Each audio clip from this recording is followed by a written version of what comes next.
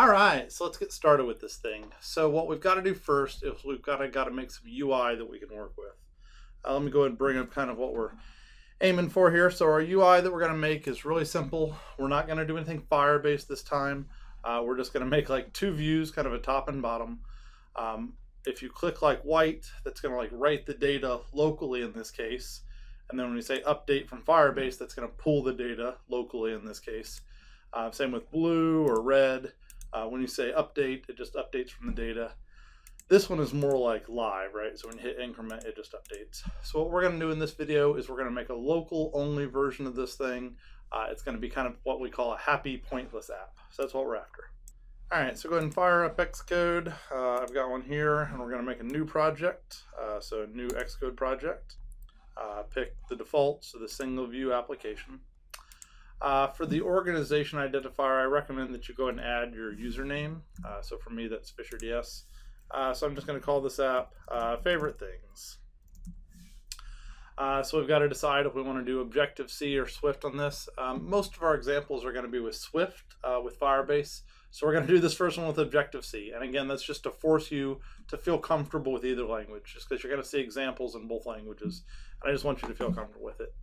No core data, no unit test, none of this other nonsense. Save it wherever you like.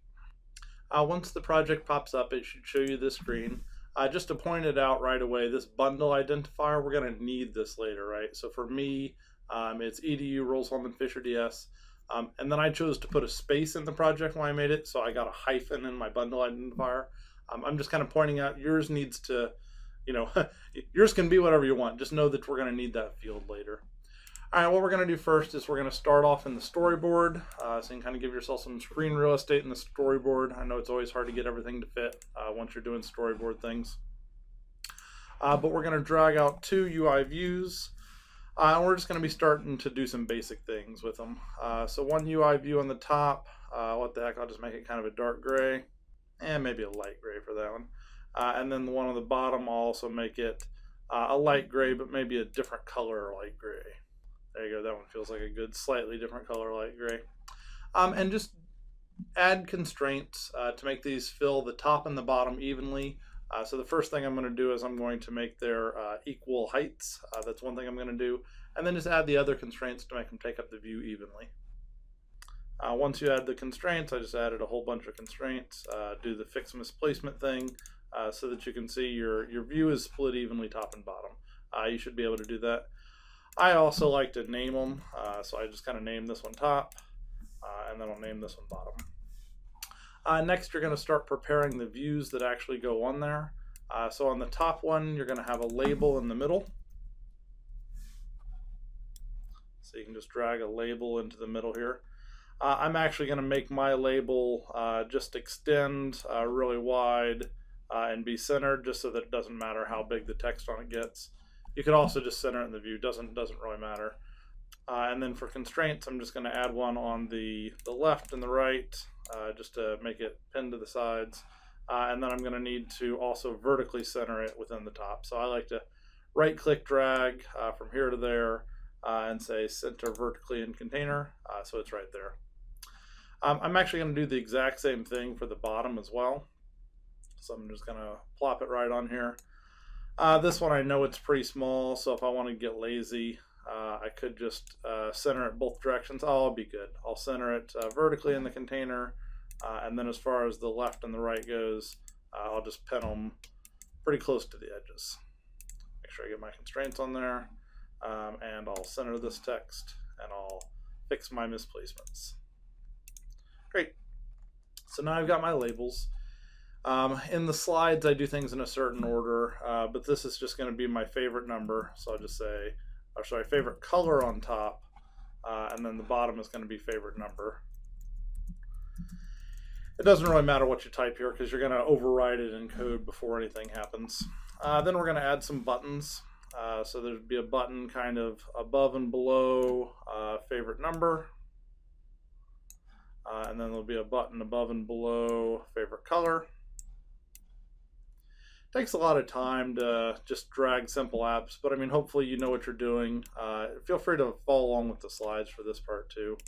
And what these are going to do is these are going to say red, feeling very patriotic.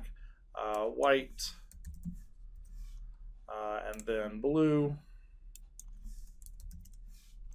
And then the bottom one here is going to say update from Firebase.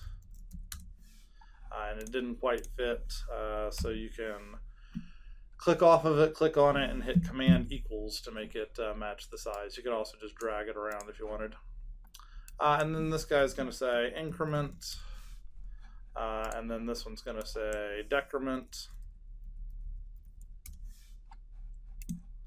And then I just do a command equals on that one to make it fit, and a command equals on that one to make it fit. Great.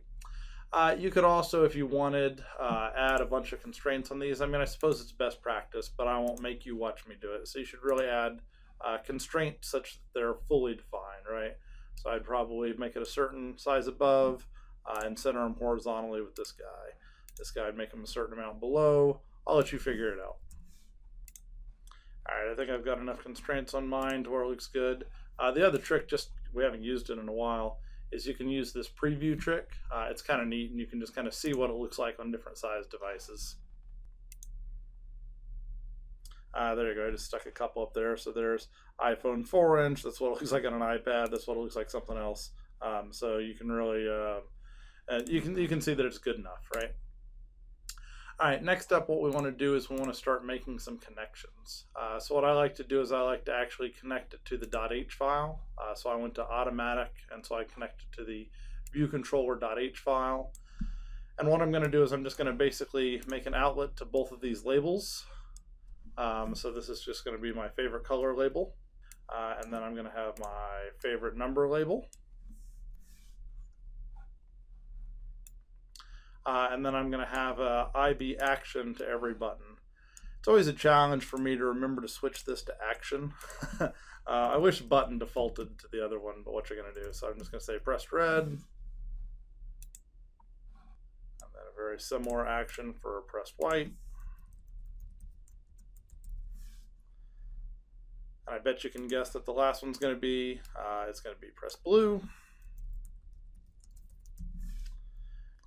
Great, that one's blue, and then my naming convention. Ah, dang it, I did it. So you might do it as well. I forgot to change the thing to action. Stupid me. And so what you have to do to fix this is you want to break the connection first. Man, I make this mistake so often. It's really sad. So what I like to do is I like to click on the view controller and look at his connections. Sure enough, there's an outlet for press blue. I like to remove that one first. And then you can see I've got a hollow circle. Now that I've got a hollow circle, I can safely delete the text. All right, and now lesson learned, be more careful. Make sure to switch these all to action. So pressed blue. Then the next one down, I'm going to say pressed update from Firebase. Even though when we're doing it locally, it won't have anything. Dang it, I did it again. I can do this. All right, fine. Kill that outlet. Delete that text now that the outlet's been killed. All right, drag over from this guy again. Be very careful to select action. All right, I won't make you watch me do anymore. All right, I got the last ones on here without error, actually. I know I did that fast, but this stuff should be just like the back of your hand, right? So it's just trivially easy for you at this point in the course. All right, so at this point, we're ready to actually do some code. So we've got all of our 2 outlets. We've got our 4 actions, and we're ready to actually make some things happen. Just to do a little bit of cleanup in here, I'm not going to implement did receive memory warning. I'm going to do a little bit with all the others, so I will leave them in place. So what I want to do first is I want to add a couple properties. So I'm going to add a property for my favorite color and a property for my favorite number. My favorite color is going to be a string. Whenever I put rules on for a string, I usually use non-atomic copy. It doesn't really matter if you use strong or copy. There's not much memory overhead to strings. So that one is favorite color. And then the other one I'm going to use a long for. Since a long is a primitive type, you can't say strong or copy or anything like that. So I'm just going to say it's a long and it's favorite number. I chose to make it a long instead of an int just because under the hood Firebase stores everything as a long, so I just thought I'd make it a long here. Technically Firebase stores it as a long object, which is an NS number, but we'll get into that later. So what I want to do is I want to kind of set these things off the go. So I'm going to start off with my favorite color, and I'm going to say my favorite color is, I think in the slides I said green. So that'll be kind of what the data is set to under the hood to start with. And then I'm going to set my favorite number. I'll just set it to 0. It's a nice boring favorite number. And then really all these actions are going to do is they're just going to set this thing, right? So it's just going to set favorite color to red. And then very similar for the other guys. So that one's red. And then we're going to have a white and a blue. And then as far as the increment and decrement go on the numbers, it's just going to be favorite number plus equals 1 or minus equals 1. And that's just shorthand notation for favorite number equals favorite number minus 1 and plus 1. The next thing we're going to do is we're going to write some helper methods to update these things. I'll put it above so you can copy paste it into a gist. But if you paste in the gist, it'll look like this. So the first thing you'll notice is that we've got a bunch of red exclamation point. That's because I forgot to connect the top view, which of course I needed to do. And then we've got 2 copies of view did load. I'm going to take the second one. Oh, it turns out I typed gray whenever I did it in the notes. You know what? I kind of like the idea for green better, so I'm going to change that before you copy it in. I do have to go back and grab this reference to the top view. That was just a mistake on my part. So I've got to go back to the storyboard and I've got to connect this thing. So I just want to reference to this top view. So it's a UI view and it's just called top view. I should also mention that one of the problems with copying my code is that there's a chance that you name something just slightly different than me.